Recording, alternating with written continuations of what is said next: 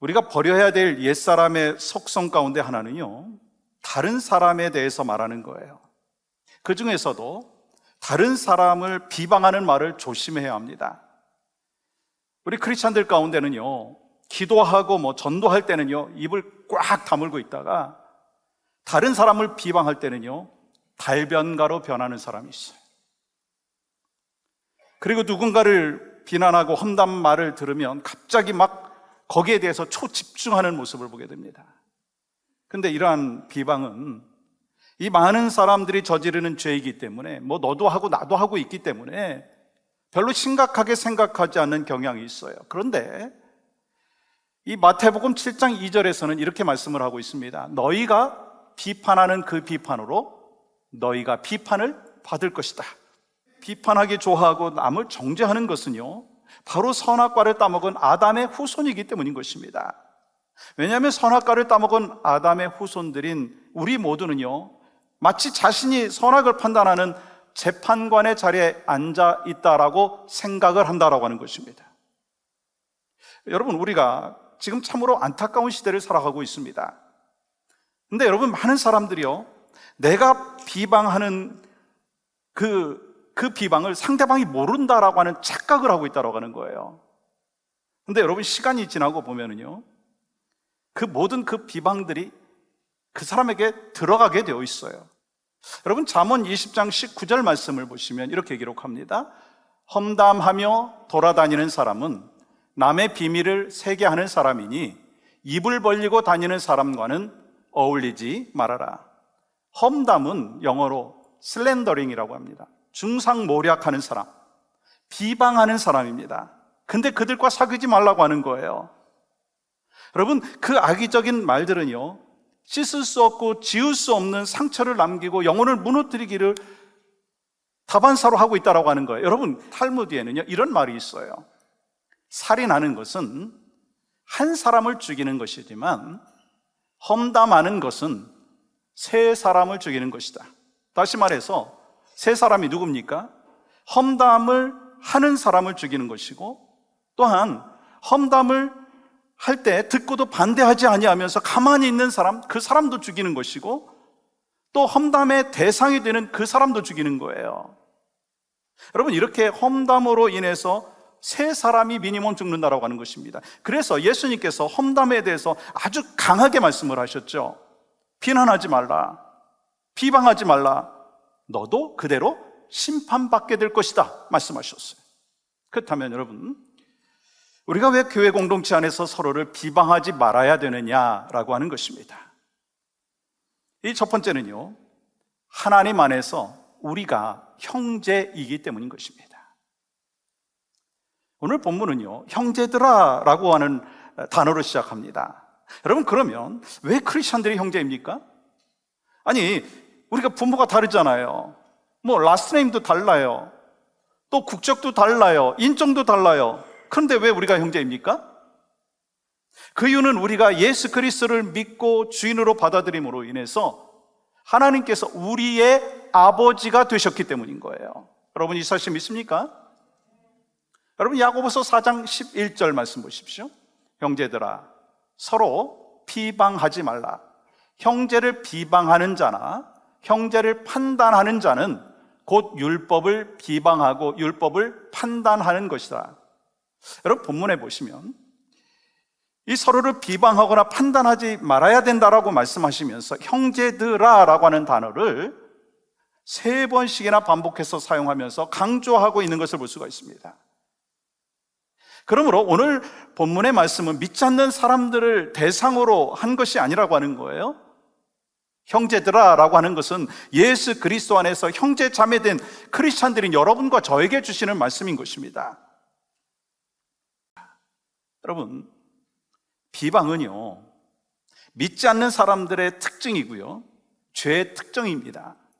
그리고 구원받기 전의 상태라고 하는 것을 여러분 기억하셔야 된다는 거예요. 그러므로 여러분, 우리가 죄로부터 자유함을 얻었고 구원받았고 예수 그리스도 안에서 형제된 그리고 자매된 우리는요, 서로를 비방하는 것이 아니라 서로를 사랑함으로써 허물을 덮어주는 믿음의 백성들이 되어야 될 줄 믿습니다.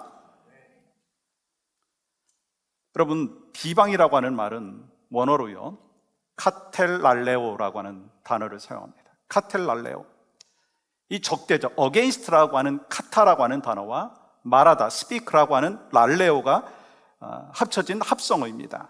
그래서 여러분, 비방이라고 하는 단어는 어떤 의미가 있느냐면, 이 상대방이 없는 곳에서 상대방이 변명할 기회도 없이 그 상대에게 악의를 가지고 비판하는 것을 비방이다라고 얘기합니다.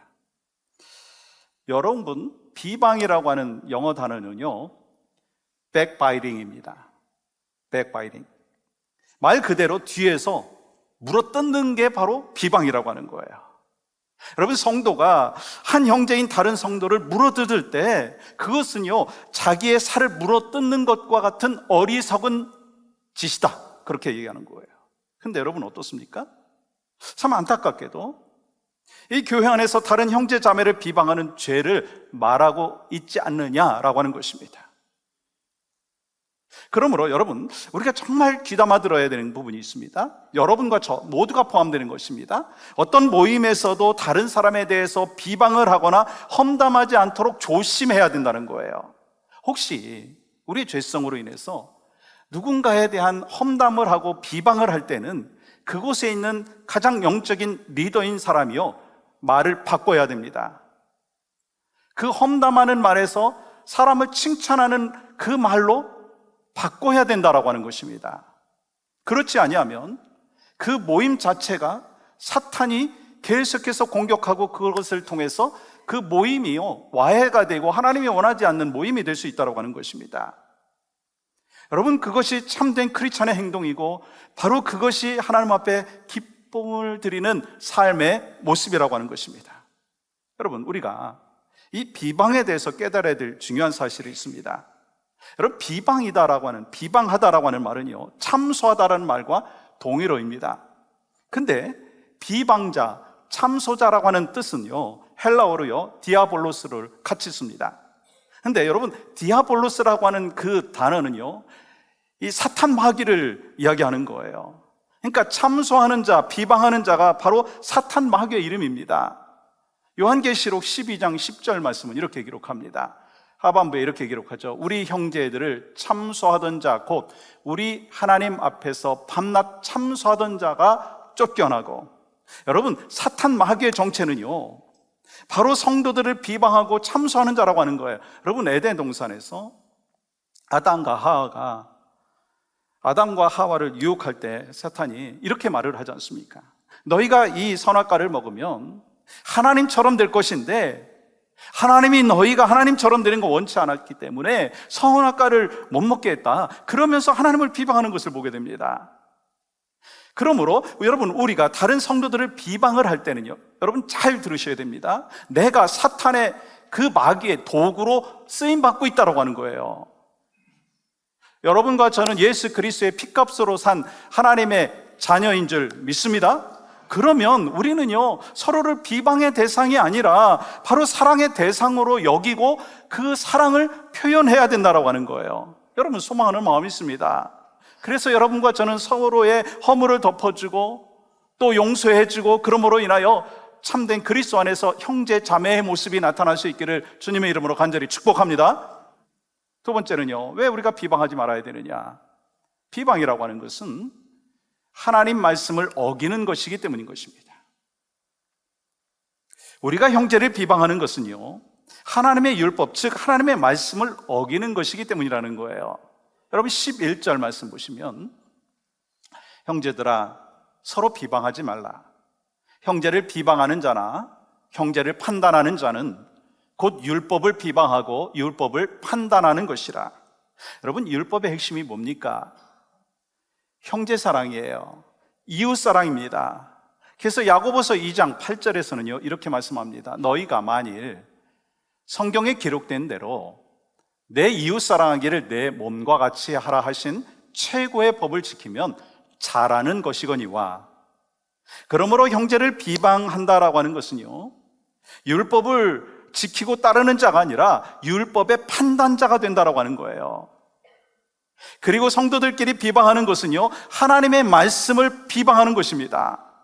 왜냐하면 그것은 하나님께서 주신 그 말씀을 정면으로 어게인스트 하는 것이기 때문인 것입니다. 여러분, 구약 성경에 보면 비방하는 자들에 대하여 이렇게 말씀을 하셨어요.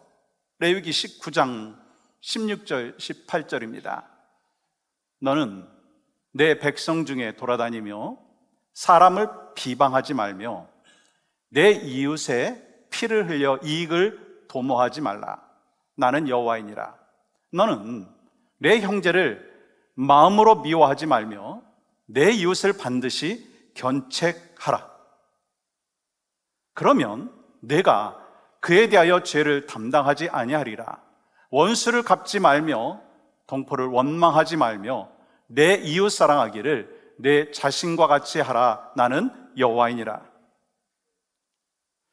하나님께서는요, 돌아다니며 다른 사람을 욕하지 말라고 말씀하십니다. 그 대신에 그를 반드시 견책하라고 말씀하시는데, 그 의미가 뭐냐면, 견책하다라고 하는 의미는요, 온유한 마음으로 그를 바로 잡아야 된다라고 하는 거예요.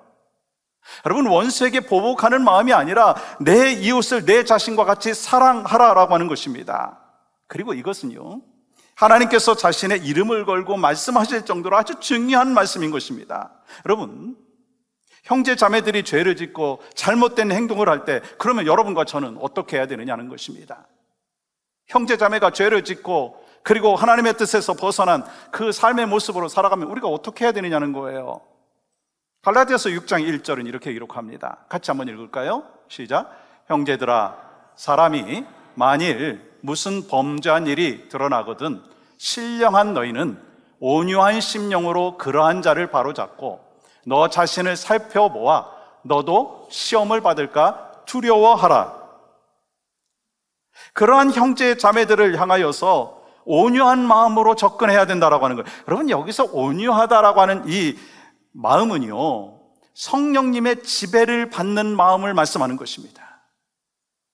여러분, 우리가 성령님의 도우심을 받아 죄 가운데 있는 형제들을 바라보면은요, 어떤 일이 생기는 줄 아세요?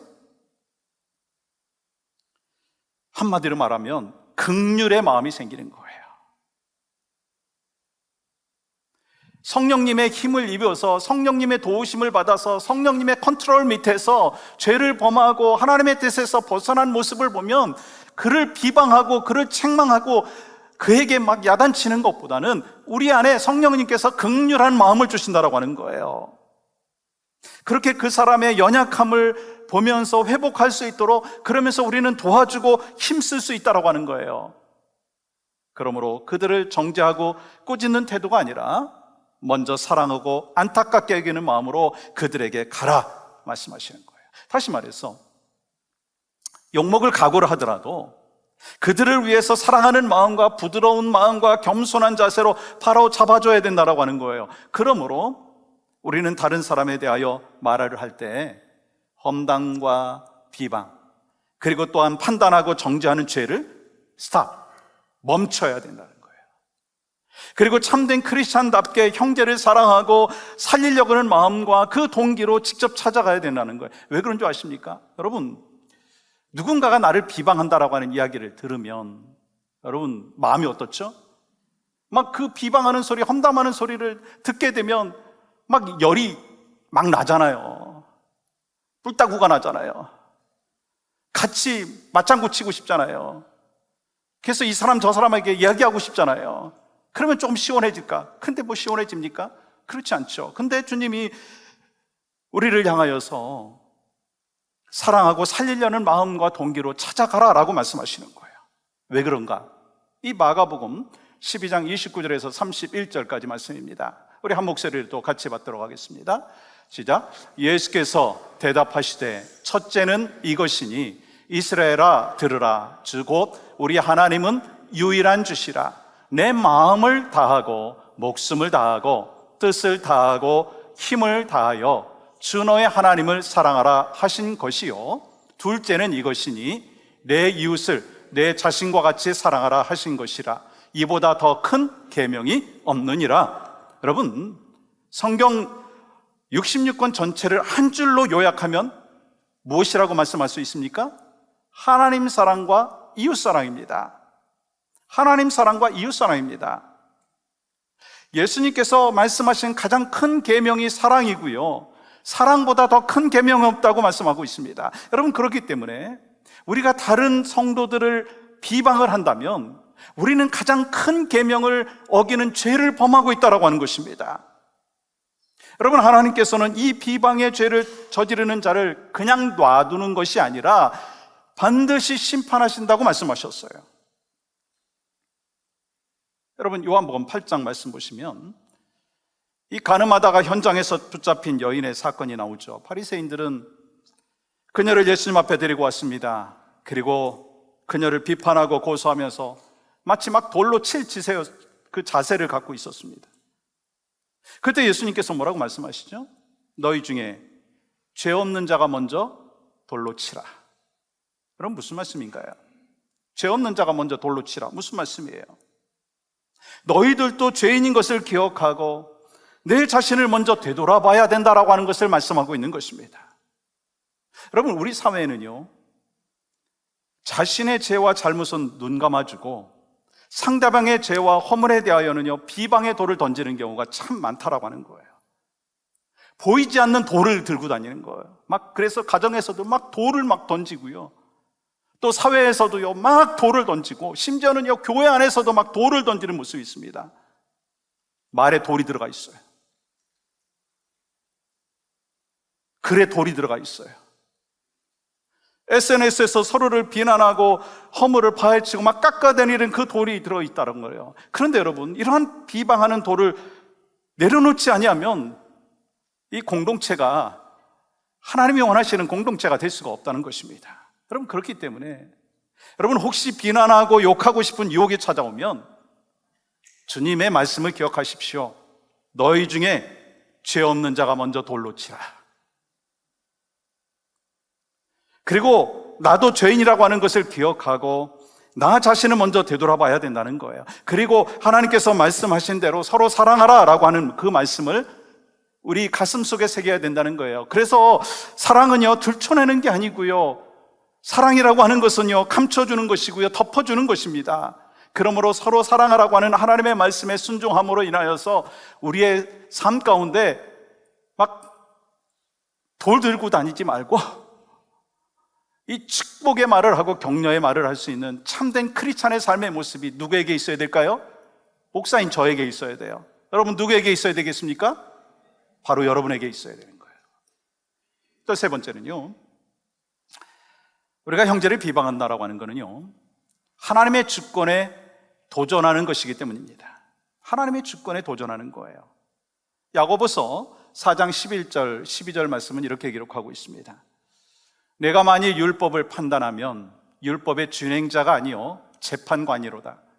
입법자와 재판관은 오직 한 분이시니 능히 구원하기도 하시며 멸하기도 하시느니라. 너는 누구이기에 이웃을 판단하느냐? 여러분, 우리 안에 있는 죄의 속성은요 다른 사람을 쉽게 판단하고 정죄하고 비방을 합니다. 여러분, 왜냐하면 자기 눈에 있는 들보는 보지 못하고 다른 사람의 눈에 있는 티가 더 크게 보이기 때문인 것입니다. 혹시 여러분 자신이 아니라 다른 사람이 먼저 떠올려진다면 곧 형제를 비방하는 것이고 말씀의 심판자라고 말씀하는 것입니다. 그래서 우리는요 항상 말씀을 듣고 말씀을 묵상할 때 내게 주시는 말씀으로 받고 그 말씀에 순종을 해야 돼요. 제가 말씀을 전하고 있지만 저는 이 한 주간 동안 이 말씀을 묵상하면서 나도 비방자이구나 라고 하는 생각을 했어요. 그래서 참 많이 회개했어요. 그래서 비방하려고 하는 마음이 들다가도요 죄 없는 자가 먼저 돌로 치라라고 하는 그 말씀을 묵상하다 보면 돌을 내려놓을 수밖에 없다라고 하는 거예요. 여러분, 다윗은요 범사에 하나님의 주권을 인정했습니다. 다윗은 하나님이 세우신 사울을 죽일 수 있는 기회가 여러 번 있었던 거 여러분 아시잖아요. 그런데 죽이지 않은 이유가 있습니다.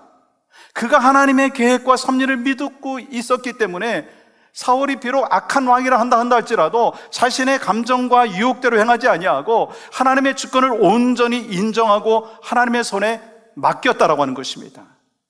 여러분, 그러므로 우리도요 이 세상의 모든 사람들에 대하여, 모든 상황들에 대하여 하나님의 주권을 인정하고 사는 것이 정말 중요하다라고 하는 것입니다. 왜 우리가 부부가 되었고 한 공동체 안에 있고 함께 더불어서 예배를 올려드리고 있습니까? 여러분, 이거는 우리의 결정이 아닙니다. 이 모든 것이 하나님의 주권 속에 있습니다. 그 주권을 인정하고 그래서 공동체를 건강하게 세워나가고 비방이 아니라 서로 격려하고 축복해주는 공동체로 살아가는 걸 하나님이 기뻐하시는 거예요. 그게 주권을 인정하는 것입니다. 그렇다면 여러분, 이 교회 공동체 안에서 죄를 범하고 하나님의 말씀에 순종하지 않을 때, 아니 그것을 그냥 보고 아무 말 하지 않으면 괜찮느냐라고 하는 것입니다. 그냥 참고 꾹 있어야 되느냐? 그건 아니죠. 여러분, 신앙생활하면서 죄 가운데 있는 성도들이 있다면, 연약한 성도들이 있다면 당연히 권면도 하고요, 말씀으로 이끌어줘야 됩니다. 그게 우리의 사명이에요. 그런데 중요한 부분이 있습니다. 나는 이 정도 수준의 신앙생활을 하고 있는데 왜 아직 당신은 그 모양이야? 라고 하는 말을 안 할지라도 그런 마음을 갖고 있고, 그러면서 아이 그렇게 신앙생활해서 되겠어? 그 정도 봉사해서 되겠어? 하면서 사람을 평가하고 판단하면서 허물을 들춰내서는 안 된다라고 하는 거예요. 왜요? 우리가 서로를 비판하고 판단할 때 하나님의 주권에 도전하는 것이고 하나님의 자리에 앉는 그런 죄를 범하는 것이기 때문이다라고 하는 것입니다. 여러분, 우리는요 하나님의 말씀을 지키는 자이지 다른 사람이 하나님의 말씀을 잘 지키나 안 지키나 판단하는 재판관이 아니라고 하는 것입니다. 오직 하나님만이 율법의 재판장이고 우리는 감히 누구라고 또 하나님이 하시는 그 사람을 판단하고 정죄해서는 안 된다라고 하는 것입니다. 우리는요 남을 판단할 자격도 없고 능력도 없어요. 왜냐하면 우리는 그 사람의 상황을 다 알지 못해요. 우리는 겉으로 보고 판단을 합니다. 그렇기 때문에요 사람들은요, 저도 포함되는 거예요, 수없이 오해를 해요. 잘못된 판단을 합니다. 어느 목사님께서요 이렇게 말씀을 하셨는데, 어느 성도님이 참 평소에 이렇게 품행이 단정한 그런 분이셨는데, 그분이 교회를 오시는데 슬리퍼를 신고 오신 거예요. 샌들이 아니고 슬리퍼를 신고 오신 거예요. 이 한 주 슬리퍼 신고 온 모습을 보면서 이상하네, 그런 마음이 들었는데, 아니 그 다음 주도 그분이 슬리퍼를 신고 교회 나오신 거예요. 그래서 이 목사님이 아주 사랑하는 마음으로 저분한테 한마디 해줘야 되겠다 하고 예배 끝난 후에 이제 악수를 하는데, 손은 그분과 이렇게 맞잡고 있으면서 얼굴을 보고 인사하는 게 아니라 그분의 슬리퍼를 보고 있었답니다.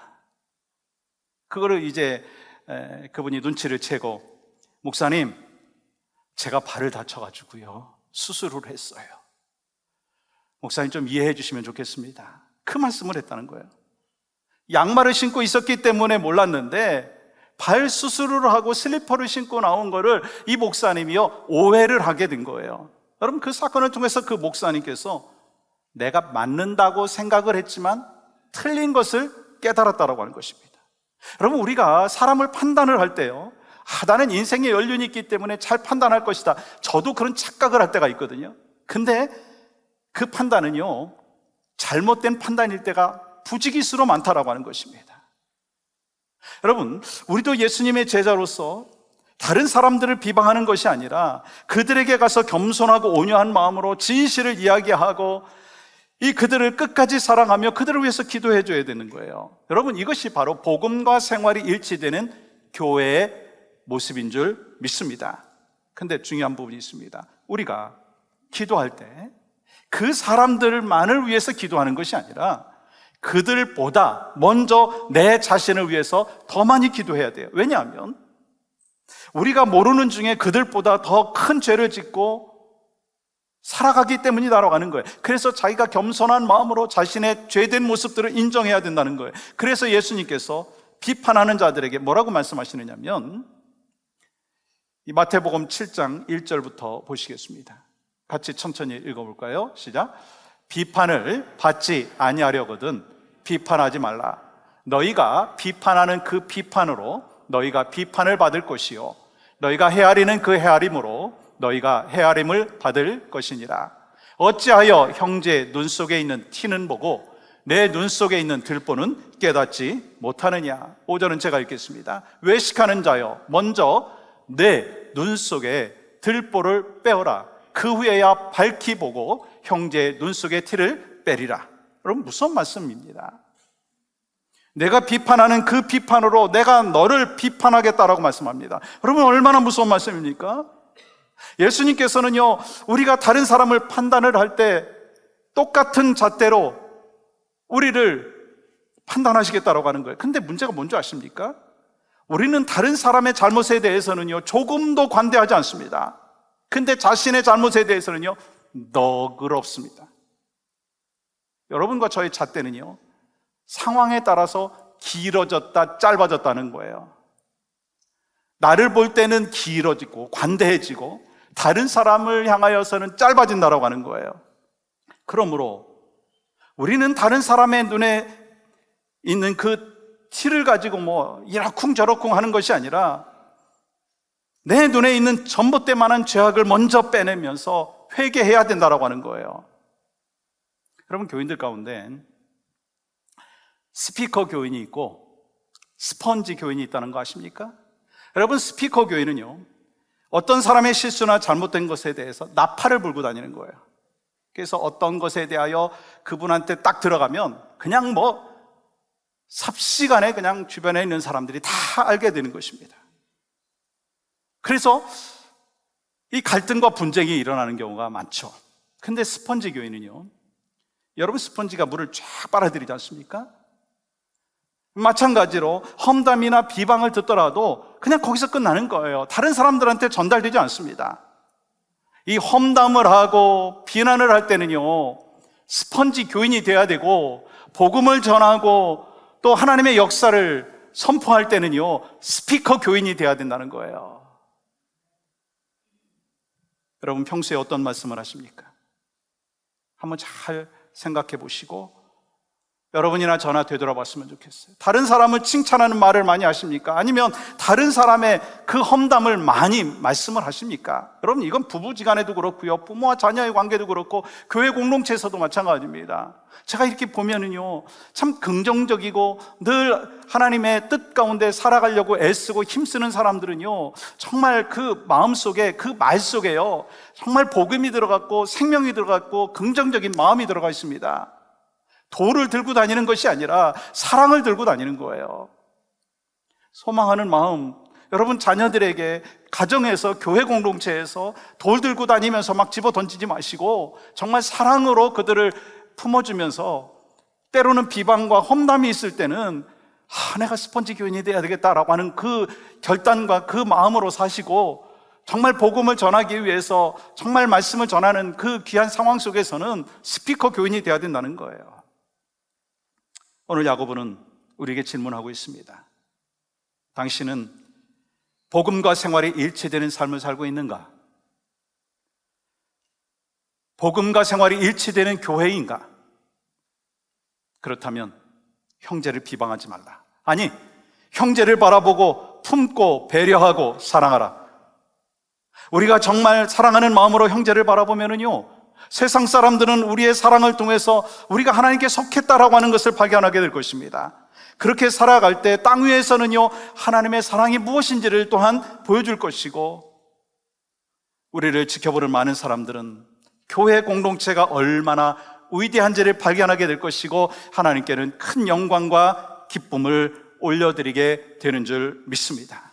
그 마음으로 형제를 비방하는 것이 아니라 하나님께서 우리에게 주신 따뜻한 마음과 사랑으로 덮어주고 용서하고, 그래서 복된 교회 공동체, 가정 공동체 세워나가시는 바로 여러분과 제가 됨으로 인하여 복음과 생활이 일치되어지는 축복의 여정이 우리 모두에게 있기를 주의 이름으로 간절히 축복합니다.